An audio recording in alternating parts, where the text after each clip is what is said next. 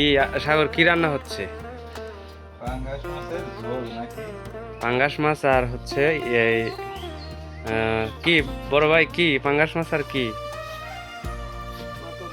পাঙ্গাস আর কদর দিয়ে রান্না হচ্ছে। দেখেন কত সুন্দরভাবে রান্না হচ্ছে আর কি। যা রান্না হোক আমি তারপরে আপনাদেরকে দেখাবো নে।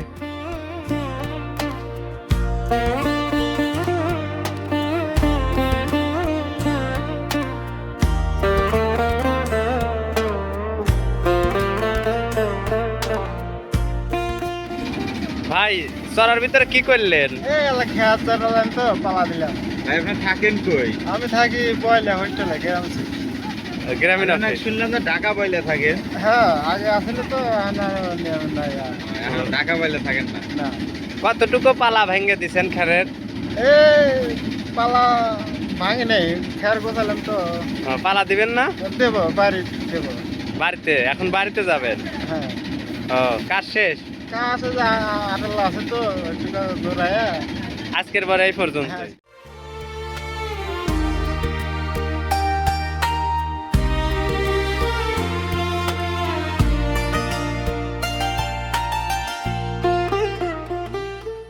আসসালামু আলাইকুম। আজকে আসছি আমি আমার পাশের গ্রাম কাউসার ভাইয়ের বাড়িতে। আমি আজকে আপনাদেরকে দেখাবো উনি কিভাবে জীবনযাপন করে আর কিভাবে দৈহিক জীবনযাত্রা তার চলে, রান্নাবান্না এবং খাওয়া দাওয়া, আর কোথায় থাকে বিস্তারিত আপনাদেরকে আজকে দেখাবো। তো লেটস গো। এই যে এটা হচ্ছে ওনার বাড়ি, এখানে উনি থাকেন। আর এই পাশেই রান্না বাড়ি করেন। ওখানে ওনার টিউবওয়েল। আরও কিছু যদি আপনাদেরকে দেখাই, এই যে ঘরের সামনে দুটো পেঁপে গাছ লাগাইছে। এই পাশটাতে চলেন যাই একটু। এই দেখেন কত সুন্দর প্রকৃতি।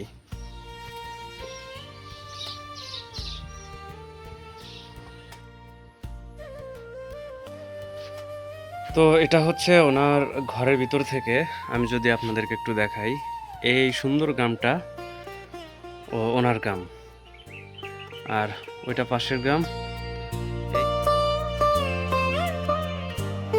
এইখানে উনি রান্না বাড়া করে।